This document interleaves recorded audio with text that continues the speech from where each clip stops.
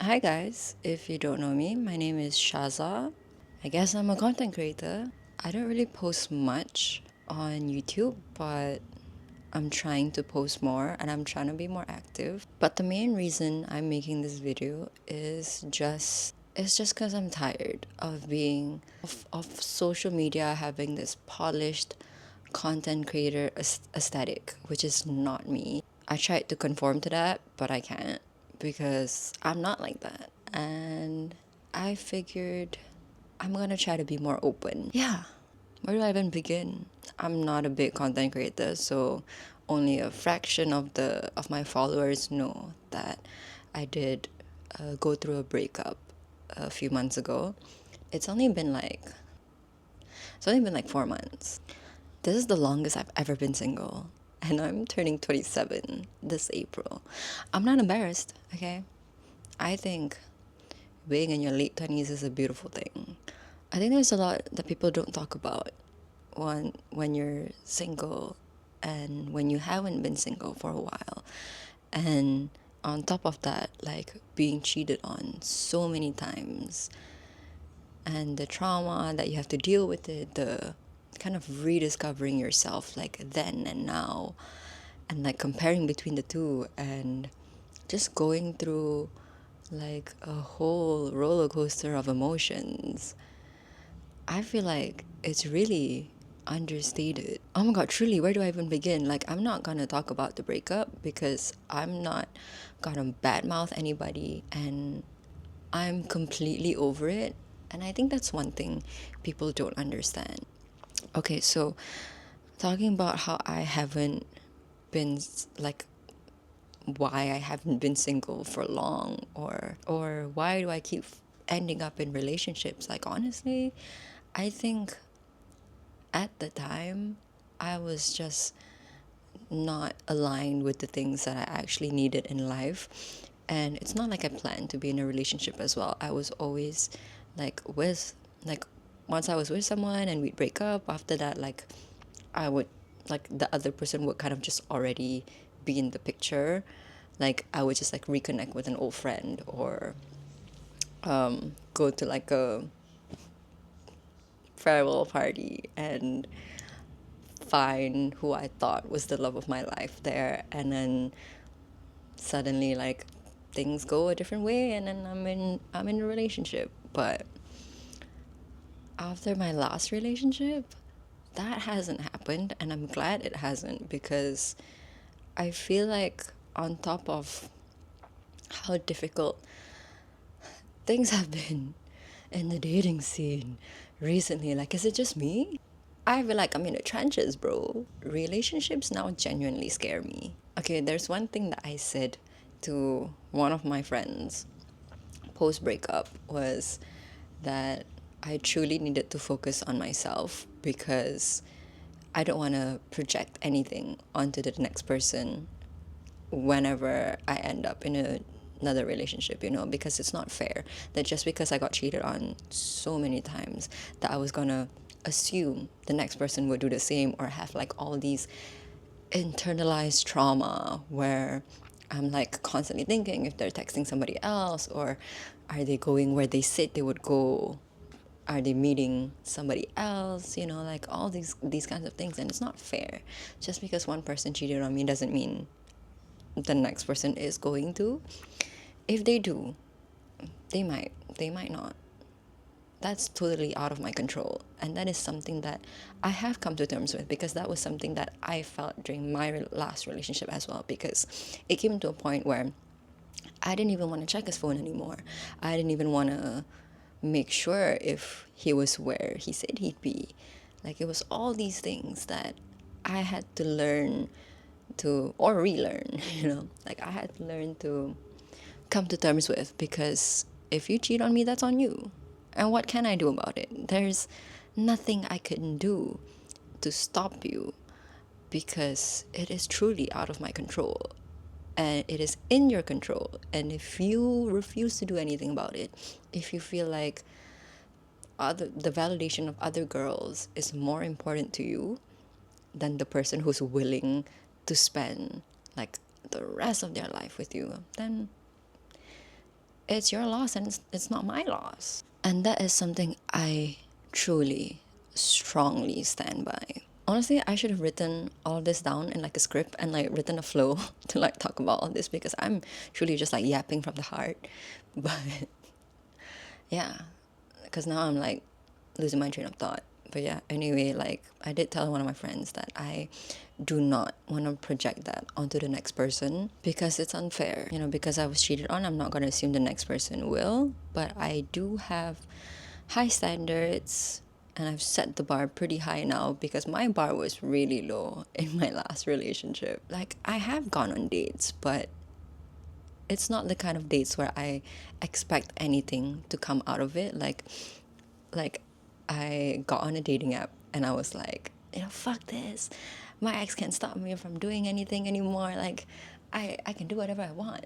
And then I downloaded this dating app, and it wasn't what I thought it'd be, you know? Like I experienced like the highs and lows of dating apps, and I only got on one. Okay, I didn't like I didn't want to download too many because I don't know, like it gets pretty exhausting.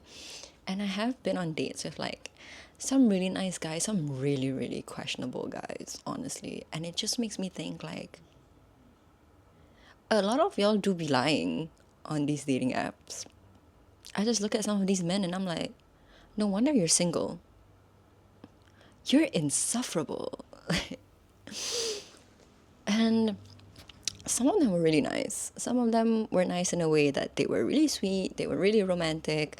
But then, like, you know, you get to know them more, and it's just like either your lives are just totally different, or you're just like on different paths, or you're in a different country, and it's just not gonna work out. And I've made it a rule of mine where, okay, fine, I'm on Bumble, but not really on it anymore because I have like fucking 3,500 plus people in my liked you section that it's impossible for me to like vet through. I don't know. Talking to people is just exhausting. Like, I've come to a point where I don't even want to talk to anybody who doesn't reciprocate the energy, because what's the point of us talking? Like, if we're just talking, then aren't you gonna ask me out on a date? Like, what the hell? And then sometimes you go out with them and there's like, they don't say anything in person when they're facing you, and you're just carrying the conversation. You're constantly asking all the questions and like getting to know them, and you're just like, don't you want to get to know me? Like, why are you on a dating app? Like, why are we out here eating dinner talking about fucking nothing? But yeah, it does make me realize that I the next person I date, like seriously, I want them to be a certain way. Like, and it's not in a sense that I'm trying to control who, like what kind of person I want to date after this, but the guy at least has to be like somewhat a yapper, you know, because I already talk a lot. And I do have my moments where I don't want to be talking, but I do want to enjoy the silence with you. And oh my God, like, if we're just getting to know each other, like at the start, like, there has to be something you want to talk about, like music, content, movies, celebrities, sports, anything. Just say anything. Don't just sit there in silence, because I will be miserable during the date and I will not want to talk to you anymore. Aside from all of that, I mentioned earlier that there are rules that I've put in place for myself. Sorry, if you hear my stomach grumbling, ignore that. Anyway, there are rules in place that I've made for myself. Like, I do have prompts on it. And if a guy doesn't reply to my prompt, I'm not gonna text them first. Like, I'll let the match expire, because I get it that the girl is supposed to text first, but every time I do, they end up just becoming really dry texters, or they're like inactive, and I'm just like, you know what? If you were interested to go on a date with me, you would reply to my prompt. And I'm not gonna bother. And if they don't reply me, I'm not gonna double text. Because why should I? Why should I fight for your attention? That's just not me.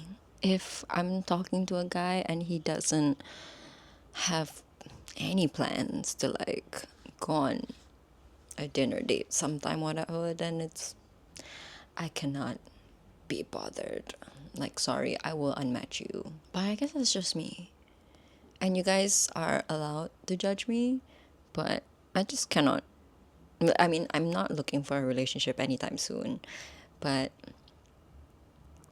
so there is no reason for me to go out of my way and grab these guys' attentions when I'm not really looking for anything serious yet. And why am I not looking for anything serious yet? I guess it's a lot of things. I'm scared of relationships. My bar was really low with my ex, so I've set the bar higher for the next guy. Like, preferably, I would want the next guy I date to be someone who's like my best friend, you know? Like, I want the kind of love where the person yearns for me and takes my feelings into their consideration. This is all just honestly the bare fucking minimum, but I didn't get that in my last relationship.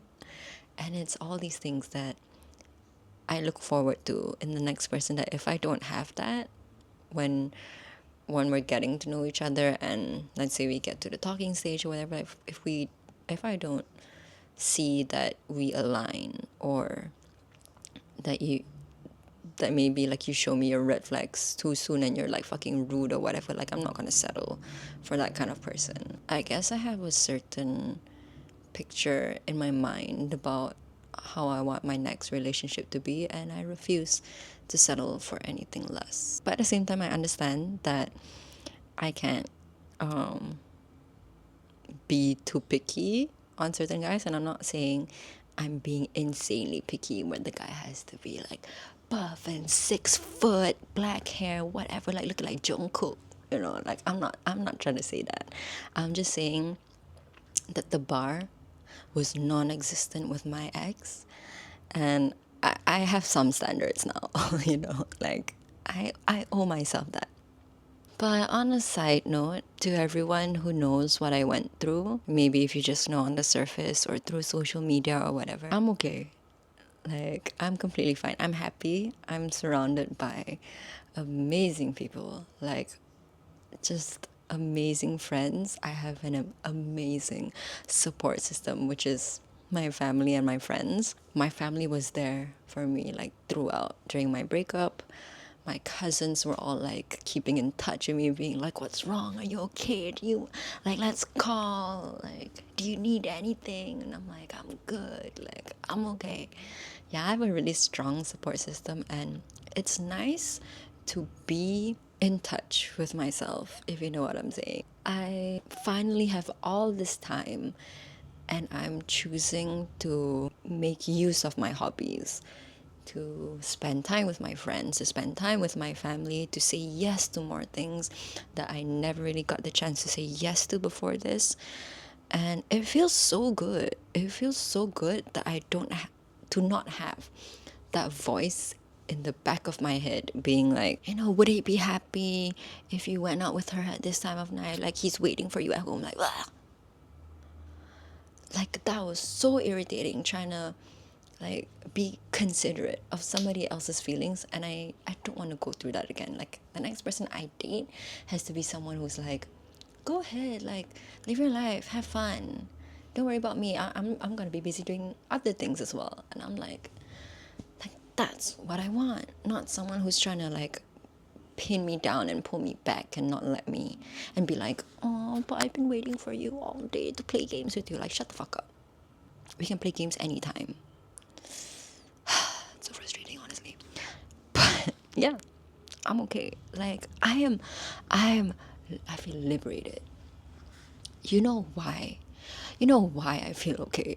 Because when you've been cheated on for so many times and you keep staying, you can't help but feel like the fucking idiot when he does it again, and you're just like, what did I think was gonna happen? Genuinely, did I think he was going to change just because he said he would? The same person who pleaded in front of me, who begged me not to leave, who wanted to marry me, said he was gonna change and be the man I always wanted him to be. And here's the thing that I learned: people don't change. People can change. Just like how I changed in all the years I was with him. Like, I gotta admit, I was very much temperamental. I had anger issues. I would, like, if he were to yell and fight me, I would fight back. I would fight fire with fire because that was just the kind of person I am. Until it got overwhelming, it was giving me so much anxiety, and I went to therapy. My therapist gave me so many like great insight. One funny thing she said to me was, like, she dead ass looked me in the face and she's like, I don't think you should be here. I think he should be here. And I'm like, one thing she said to me about me was how self-aware I was, because I came into these sessions knowing what I did wrong, knowing what was right and what was wrong, and knowing what needed to be changed. In that sense, I changed. I stopped being temperamental. I learned to manage my anxiety, and I learned to work on my anger issues, because the angrier I got and the more that I stooped to his level to fight with him, the more that I realized that I don't like this version of myself. Like, it brings out such an ugly color of me that I absolutely hate. And that just wasn't the kind of person that I wanted to be. So, in many ways, I changed, you know? I became more independent. I worked on my anxiety and my anger issues. I learned not to overthink as much because I was a huge overthinker. Like, one thing I would tell people is, I'm a glass half full kind of girl. I'm an optimist. Because there's no point crying over spilt milk. You can, but not for too long. And I truly believe everything happens for a reason. Because if one bad thing happens, doesn't mean it's the end of the world. That's why I'm okay. When you've been treated like shit for so long and made to feel like it's all your fault, and being cheated on so many times, and to be made to feel lesser than a lot of these women, when you've questioned your worth for far too long, you kind of snap and you get to a point where you're like, fuck this guy. I want to leave so bad, but he's not letting me leave and he's making it so difficult. Then I'm just not gonna give a fuck. Because what's the worst you can do?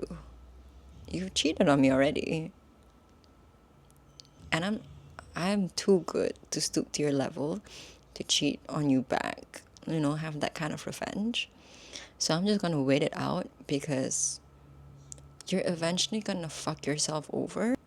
And I can use that as leverage and tell you that you're a piece of shit and that you do not deserve me and I should have left a long time ago. And that's exactly what happened. So, to everyone asking me or wondering if I'm okay, hell yeah, I'm okay. Hell fucking yeah. Because you don't know how long I've been wanting to break up with this person, to end things, to just be happy. So yeah, I'm happy because a weight has been lifted off of my shoulders, and there is no more this parasite, this leech on me anymore.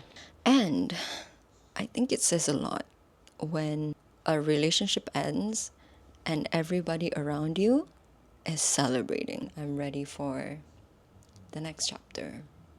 I'm excited to see what 2026 will bring me. So yeah, this is the kind of content creator I want to be. I want to be vulnerable. I want to share more things with you guys. And I truly just want to be myself on camera, on and off camera. No more pretending. Okay. Thank you guys for watching, and I will see you in the next heart-to-heart video, maybe? I don't know.